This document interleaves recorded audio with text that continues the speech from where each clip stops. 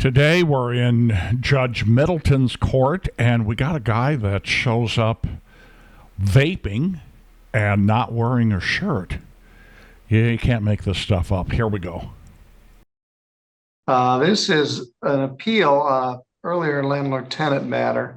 It's file number 23714LT. It's entitled Terry and Larry Richmond versus Paula Williams. Kedrick was also listed, although he's not present. Ms. Williams is here with Meg Bauer from Legal Aid. Andrew Rognus is representing Terry and Larry Richmond, and their property manager, Lydia Moreland, is also present by Zoom. This was a termination of tenancy case where the lease had long since expired. And who's this? The landlord sought to terminate the tenancy. The lease was way back in 2014, and it had converted into a month-to-month tenancy. Council cited Frenchtown Villa versus Meadows. There's Kedrick Williams, file 117 NA 683 1982 as one of the authorities to allow a termination of tenancy in the face of a threat of retaliatory eviction.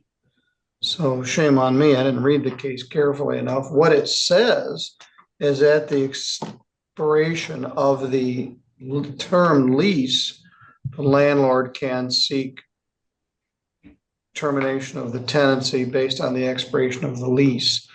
Once it converts to a month-to-month tenancy after that, the defense of retaliatory eviction is available. And apparently Mr. Rognus conceded that point, so I don't think the hearing was very long in circuit court. I'm not sure. But anyway, the matter was remanded back to this court. The defendant, Paula Williams, is here with me. Kedrick Williams, can you hear me? Yes. Are you wearing a shirt? No, sir. You can't come to court without I'm a sorry. shirt. Hold on one second.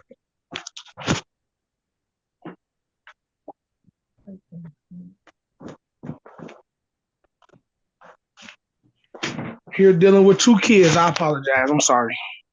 Two babies. I'm not sure what that has to do with not wearing a shirt, but you're here. You have pants on? Yes. Okay, good. All right. So everyone is here. I got the order remanding the case back to district court.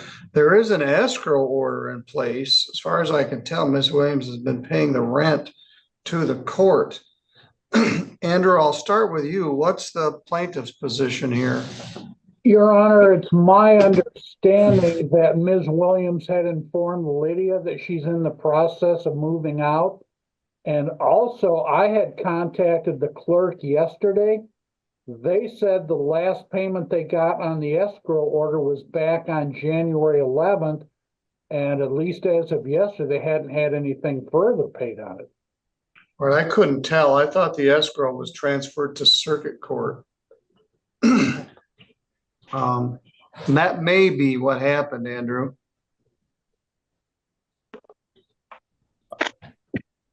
All right. And I know, Ms. Williams, that at some point you wanted to just get out of this tenancy altogether and end this relationship.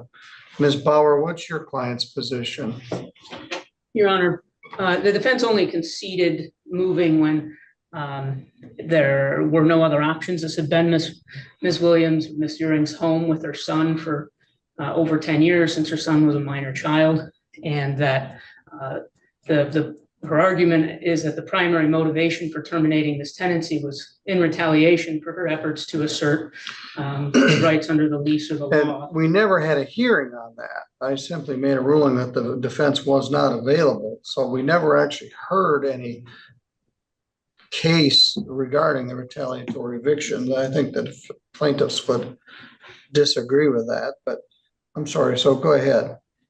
So the basis for that, the defense that you mentioned is that the Richmonds failed to replace the furnace, and that Ms. Uring and her son were without heat for 8 weeks. I have to look at the pleadings to get it precise, but roughly 8 weeks, and that there was some altercation in the back and forth on that, and that in her efforts to get the Richmonds to replace the furnace, they tried to put some financial burden, and there was an increased financial burden on Ms. Uring, upwards of $600 in electrical bills each month in order to keep the place warm, because we're not talking about the heat going out in August or September, we're talking about the heat going out in January, February, March.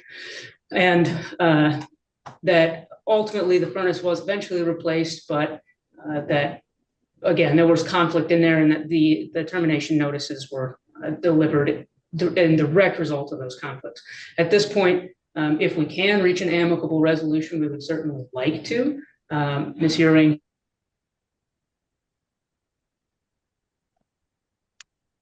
Oh, I think you're locked up, Your Honor. Has done good, hard work to get into. Oh, I'm still here. Oh, okay, we lost you for about 30 seconds there. Okay, Terry and Larry, could you hear me? we locked you for about 30 seconds also. All right, Centerville entered a time warp, I think. Nothing happened here. Centerville's been in a time warp, about 100-year time warp. Yeah, we're a little behind the times. All right, we're all here now, so I'm sorry. Go ahead. The crux of the defense is outlined in the answer in the appeal brief, derived from the furnace. If we can reach amicable resolution, we'd certainly like to. If we cannot reach amicable resolution, Well, we would. let me ask this. So is your client prepared to move at some point? At this point, she is working on or trying to move, but she is in reliance on the underlying tenancy at this time. And obviously, if the basis for the termination is not found by this court to be retaliatory, then there would be no dispute that the Richmonds would be entitled to have their property back. Well, there are a couple of ancillary issues. In addition, well, there is an escrow order in place. Okay.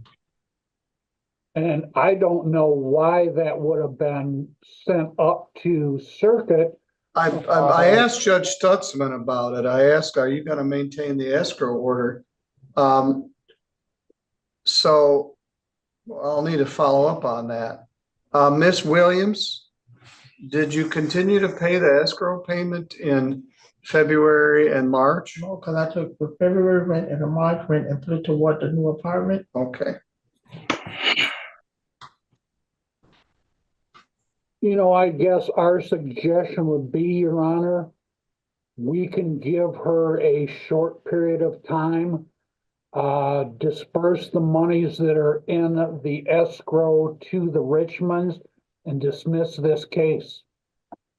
And that compensates her for the $600 for the 2 months because she hasn't paid rent for February or March, and she now will soon owe on Friday, April, and she only paid $200 in January.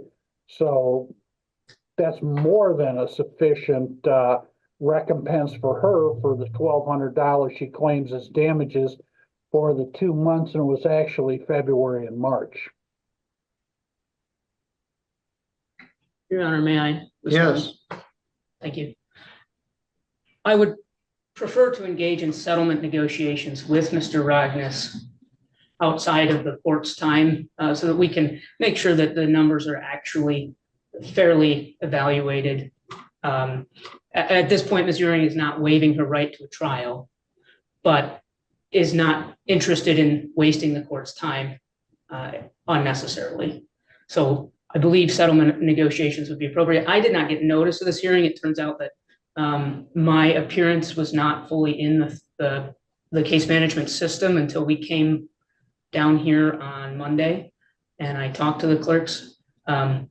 So the rapid turnaround on my end Well, hindered our ability to I negotiate. apologize for that, but I think this case can be resolved.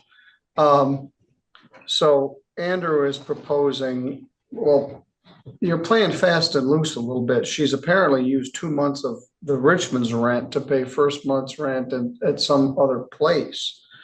And so I don't know if she has a move-in date. And we can work from there and then figure out what we do with the escrow funds. And is there an abatement? Andrew proposes to just abate 2 months rent, Well, possibly actually, 3. Your Honor, I think it's about half. Yes.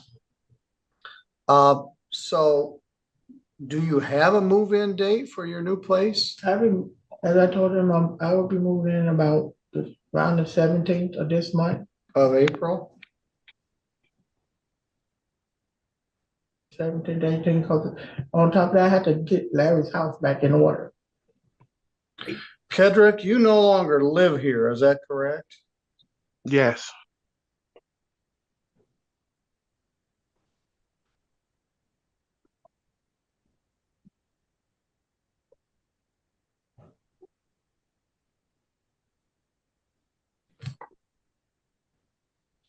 So the only tenant is Paula. All right, well, what I'll do, I will pick a date to set this for a hearing with testimony. And that will give you guys time to discuss this matter off the record. And I think everybody wants to bring this to a close. And now we've got another issue that the defendant stopped paying the rent. So it could simply turn into a non-payment of rent case, but then she'd have a chance to redeem it. But the case is a little troubling because the French town villa. It puts a landlord who has let a year lease convert to a month-to-month lease in a more tenuous position when it comes time to try to seek the possession of the premises. For example, I've had several cases in the last few years where the landlord wants to sell the house. The tenant was an otherwise excellent tenant. There were no issues with payment, but they wanted to sell the house. And the people that wanted to buy the house wanted to move into it. And so they wanted to get the tenant out. Anyway, this isn't that kind of situation. And Miss Williams has had a number of months here to try to find something in the alternative, and it appears that she's done that. So let's find a place to put this. In the meantime, I have Wednesday, April 24th. That'll work, Your Honor. I have 4 witnesses with potentially 2 rebuttal witnesses. All right, well, my hope is that you guys can, that's after her proposed move-out date, and I apologize for that, Mr. and Mrs. Richmond, but I'm gonna be gone for some of that time, and that's the first available block of time. We also have a Supreme Court visit to the county next door, and we're all gonna go over there in the morning of April 24th. But I will set this for 2:30 on April 24th, live. It's been going on a year, so I guess it, Yeah, You want it live rather than by Zoom? Your Honor, the defense would request it be. yeah, if we're gonna take testimony, I'm still hobbling around, but I guess I'll be there. well, you'll be running the 100-yard dash by Yeah, April I'm sure. 24th. I'm still one-legging it right now. oh dear. All right, maybe the 10-yard dash. Wednesday, April 24th at 2:30. That will give us enough time to get back from Cassopolis. And the parties are encouraged to continue to discuss settlement. At this point, Your Honor, just so that Mr. Ragnes knows, we'll obviously touch base, but the defense anticipates about 6 witnesses.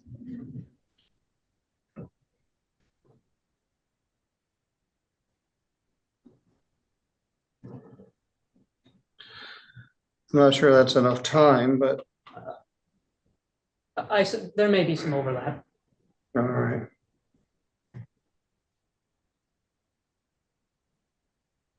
And so we'll leave it at this with the hope that with the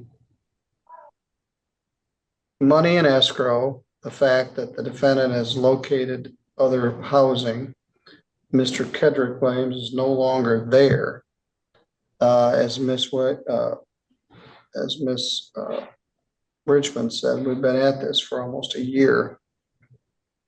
Maybe we can bring close to it. If we can't, we'll take testimony on April 24th at 2:30. Miss, I want to call you Williams. Sometimes you're known as Uring, but do you go by Williams? Urine. All right, I always knew you as Williams. So, Ms. Uring, do you have any questions? Mr. Williams, do you have any questions? No. All right. You're welcome to come live to the court on that day. You're no longer there, but you're welcome to be here. Wear a shirt. And we'll address this further on April 24th at 2:30, unless the parties are able to reach a settlement, which would be probably a conditional order of dismissal or just an outright order of dismissal. Your Honor, if I may, I Yes, don't know if Ms. Bauer has time, but maybe she could go to the conference room, log on there, and you could put us in a conference room while we're still on Zoom. yeah, that's fine. Laura or Kim or somebody, could you open up the conference room? If you got time, Meg, to do that? Certainly. Yeah. Okay. I'd like to say one more thing for the record. Yes. The defense, there's been a little bit of back and forth about having been a year, but the defense certainly would have stipulated if the plaintiffs were going to concede the issue. We would have certainly stipulated to it. I did not ask for attorney's fees despite prevailing at the appellate level. So I want to put that out there to indicate that the defense is simply looking to enforce the rights under the law and nothing more than that. All right. Mr. Williams, do you want to be in on this discussion? Or you want to just go take care of your kids? Take care of my kids. All right, you're good to go. All right, thank you. Thank you. Yeah, you can really help me out by giving me a thumbs up and subscribing and hitting the bell icon.